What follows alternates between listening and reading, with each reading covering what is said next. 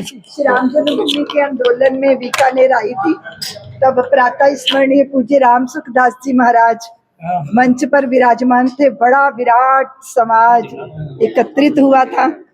अब भगवान के गुण गाने आई हूँ। बहुत आनंद है, रोमांच भी है, बहुत अच्छा लग रहा है। छोटी काशी बीकानेर कैसा लगा? हाँ, छोटी काशी बीकानेर कहा जाता है। हाँ जी, बिल्कुल धर्म की नगरी है। जो नगरी संतों से जुड़ी होती है, भगवान के जय जयकार करती है, वहाँ तीर्थ स्वयं चल कर आ जाते हैं। इसलिए बीकानेर छोटी काशी है, क्योंकि तीर्थ तो सब नागरिकों के हृदय में बसते हैं।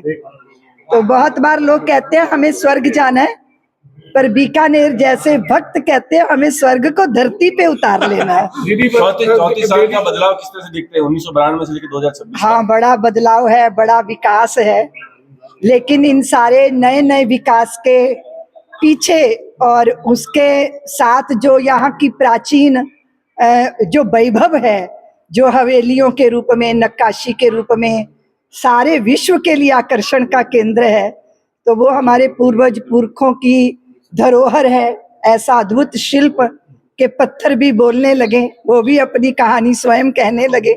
बीकानेर जो है उसी का एक बहुत बड़ा खजाना है। देश में जिस तरह से हिंदुओं पे अत्याचार हो रहे हैं अभी, देश में जिस तरह से हिंदुओं पे अत्याचार, क्या कहना चाहेंगे आप? देखिए, हिंदुओं को संगठित रहना चाहिए और पापियों का, जो दुष्टों का दमन करने की सामर्थ्य रखनी चाहिए।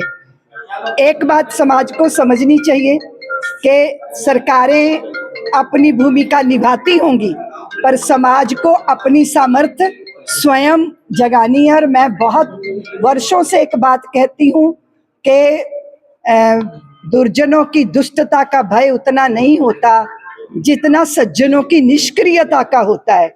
इसीलिए सज्जन शक्तियाँ संगठित रहें और इस तरह के जो दुष्कर्म हो रहे हैं उनका दमन करना चाहिए, क्योंकि युगों युगों से हम देख रहे हैं, इस देश में 1000 साल तो हो गया, भारत में सनातनियों की प्रतिमाएं, उनके मंदिर, उनके देवालय, उन्हीं के ऊपर आक्रमण होते हैं।